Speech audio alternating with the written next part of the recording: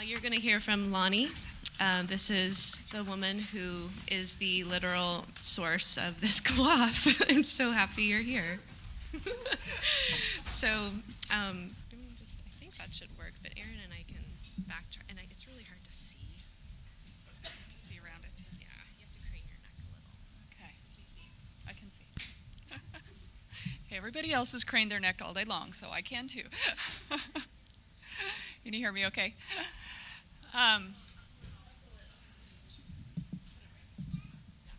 Okay. Push the podium forward. He's so smart. It's even on wheels. I'm fine. Yeah, it's fine.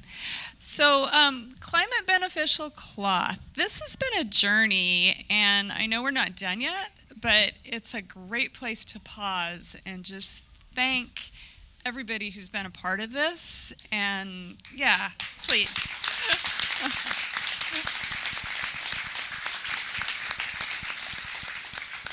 When Rebecca started this journey trying to figure out what to wear for a year from her Fibershed, I can't even imagine what she went through to even partially achieve that goal, and then what she was able to do. It's really amazing.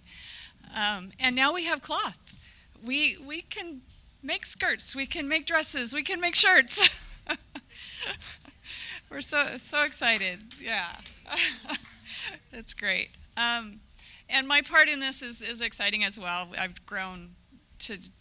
just grown personally so much in awareness and in all different aspects. So it's been great.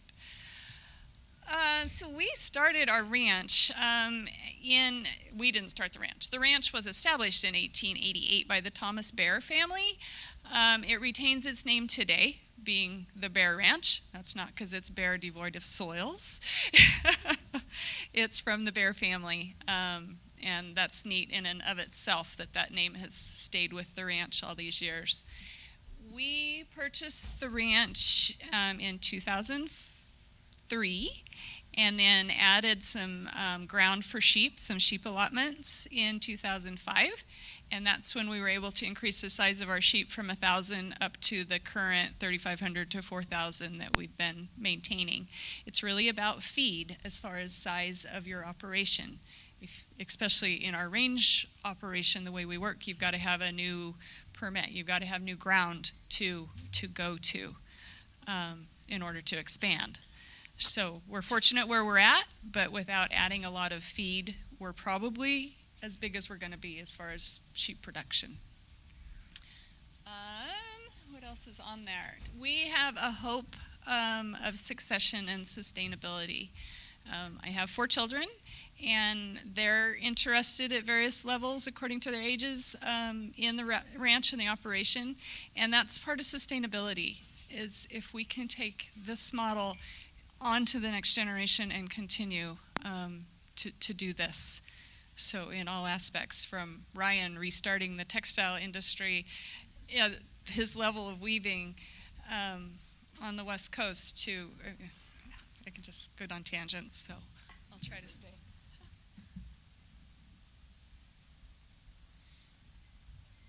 So our wool is our wool is grown using sustainable methods. We try to stay next to the range. You guys can read my great quote. It's off of my brochure. Just respecting the soil and the land. And out of that respect grew the name of my yarn business, Lani's Lana. I chose the Spanish Lana for wool out of respect for our sheep herders. And this morning we heard a lot about labor. And most of our labor is imported labor from Peru, Chile, or Mexico. They come with the H-2A immigrant labor program. Legally here, we jump through lots and lots of hoops, and we're blessed to have them. That started with the Basque sheep herders in the 30s, and it continues through the Chileans and the Peruvians that we have now. We've got some great people. Our sheep are GAP certified or working towards that, which means we have a standard for animal welfare and They're all natural, so no hormones, no antibiotics. If they get sick, it's not that we don't treat. Of course we treat, but we remove from the meat production cycle, and they don't retain that same natural label, and they're just treated differently. They go into a commodity lamb area rather than your natural. So we have a third-party auditor looking at what we're doing. They're also in the Pure Natural Lamb program that's part of Superior Farms program that they have. Okay, this is a shearing slide, right? Okay, so this is just talking more about the climate beneficial wool and where we've gone with this. It's been so much fun. I'm just going to go on. Oh, my history of that, that's right. It was when I was easy target for Rebecca. I shouldn't say target, but when she started reaching out to producers to talk to us about climate beneficial work and wool, we easily connected because we had so many concerns that were similar. And my main concern was my beautiful wool that we sheared and spent a whole year growing and taking care of the animals would just go to worldwide auction, and I had no idea where it went. It usually went to China, came back as clothing. I thought, why are we doing this? It just doesn't work for me. I'd keep a few fleeces, I'd spin a little bit, I'd knit a little bit, but it just didn't work for me. So there is a better way, and we're doing it. And it's been collaboration with the Fibershed group, the Carbon Cycle Institute, and the NRCS, USDA, and we know it's just the beginning. There's so much more to do. My collaborators, again, is Estill Ranches LLC, that's us and our family, Fibershed, Carbon Cycle Institute, NRCS, USDA. They started with our map. Jeff had a slide of the map up earlier, and they helped us map it and establish a baseline of who we were from the very beginning. They've been very helpful, and hopefully a source of funding for some of the projects that we're doing. Point Blue, I don't know if any of you are familiar with Point Blue. They're coming on board as a monitoring group for us. Their goal and vision revolves heavily around birds and bird species. So their interest is that, but they're looking at the soils and productivity as well. So they're going to be doing a lot of soil samples and monitoring for us. We got a kickstart on our carbon farm plan before it was even done in July of 2015 when the VF Corp gave us the $10,000 to go ahead and start our compost operation. So thank you thank you Crystal, wherever she went, for championing that idea. And we got to get started with our compost. What is this, our carbon cycle? Oh. I didn't miss a slide, did I? I don't think I did. Okay, what we found out by doing the carbon farm plan was that implementation of the Bear Ranch Carbon Farm Plan, sequestering 4,068 metric tons of CO2e annually, would effectively offset 6 to 9.3 times the greenhouse gas emissions associated with Bear Ranch wool production each year. So what we're doing each year is having a drawdown as compared to what we are, using to feed the sheep, their natural off-gassing. And we're making a positive difference. So how do you go about writing a carbon farm plan? This is the carbon farm plan. There is one other version that's got even more detail, but this is the one we're circulating to brands, and it's 66 pages of science and math and graphs, and there's enough pictures in there to make it fun.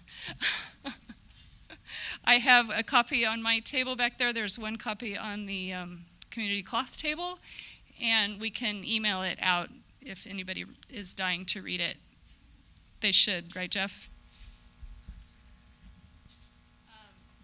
So how did we do this? We started with maps, very important. We came up and had, Jeff and Rebecca and Paige Green, and who else was with us? Oh, the NRCS was there. Later, Point Blue started joining us. We had these meetings, and it was really about setting a baseline and a whole bunch of great ideas and goals. Jeff told us just to lay out the kitchen sink. Any conservation thing that you want to do on your ranch, anything you've been dying to change, anything that you think would help, let's lay it out there and we'll talk about it. So we had a whole list of projects, and there are things like creek restoration, shelter belts, windbreaks. The compost, of course, is huge. A different grazing plan with rotational grazing. All the practices you'd find in regenerative agriculture, all the practices that NRCS has been funding since the Dust Bowl days, those are all positive in the realm of carbon farming. And it created for us a huge shift in awareness. So we're not just cattle ranchers, we're not just trying to make a living, we're not just, out there every day toiling. We're going to make a difference. So this was exciting. The one thing that Jeff didn't know about was that it didn't get in here into the plan. We started doing some differences in farming. And so we have a field we want to shift into alfalfa. Every year you have to rotate, or not every year, but every 7 years in our country you rotate your alfalfa because it gets old. That involves deep tilling to get the old roots out. I don't know what it is about this stuff, but it has to be done that way. And then you put wheat in as a rotation, and it's 3 years of this. And so we're trying to figure out a better way to do that. So I think we found it. We'll report back. We, instead of taking off our wheat crop, and it's a grass and annual, instead of taking that off and leaving it fallow until we could get the alfalfa in the fall, we went in with a 45-day sorghum crop, kept the ground covered, grew a new crop, increased the carbon sequestration. And then immediately when that came off, like the next day, we actually had the team there, and they planted winter wheat with radishes, dichotomous radishes that are this long, to go in and work up the soil naturally. The radishes will stay in and create organic matter. We'll cut the wheat and then go straight in with our alfalfa seed without any additional tillage. So this was a huge project.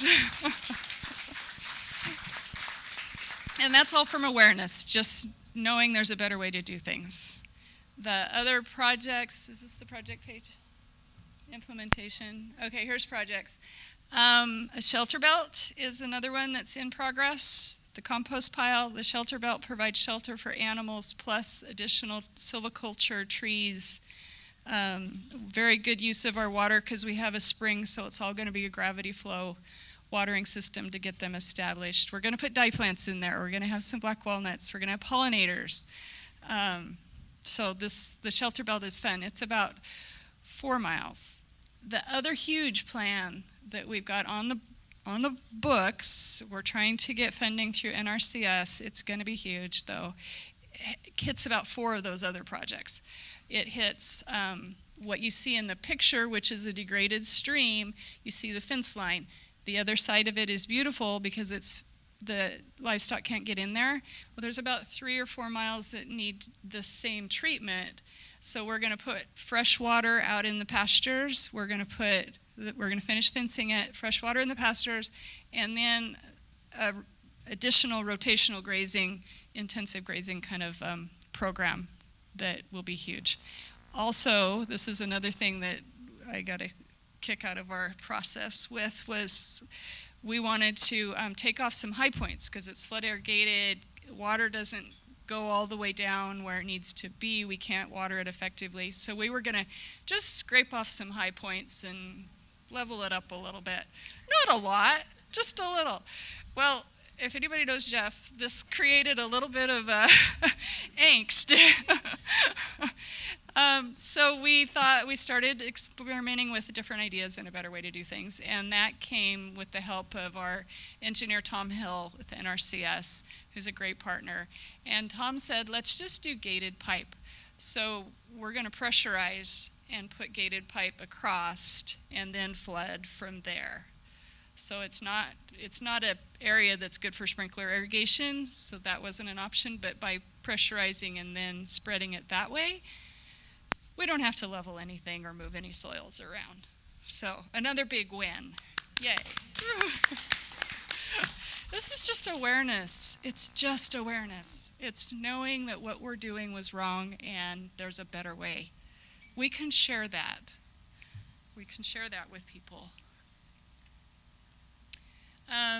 Family succession, I mentioned this earlier. This is a huge part of sustainability. My kids do want to be in the business. And my son, Cole, is the tall young man.